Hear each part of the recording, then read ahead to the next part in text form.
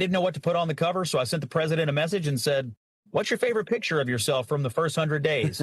And that's the photo that came back. So that's the president's favorite picture. I let him pick it. Wow. Well, listen, the subhead, by the way, I think is really important. And the reason I want to call attention to it is because it is something that Charlie was obsessed with. It was what he was laser focused on.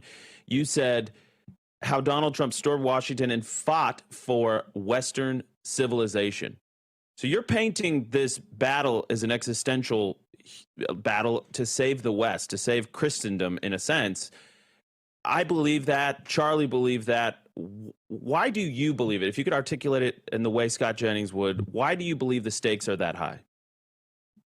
Well, first of all, the last time, as you mentioned, that I saw Charlie and you together in Colorado, if you'll remember the conversation that he and I had in front of that audience, we talked a lot about the future of Western civilization. And this theme permeates the book because I think, and I talk about this in some of my public talks, and I think Charlie understood this and articulated it well. We're not just battling about the day-to-day politics anymore. The future of our country, the future of the West, the future of whether we're going to live in a world that is based on the ideals that have been the foundation of our society for 3,000 years is going to continue.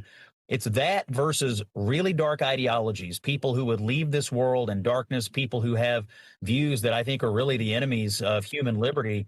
That's the battle that's going on right now. And I don't know whether President Trump knew he was signing up for it or not, but he is the leader of the fight for the future of the West.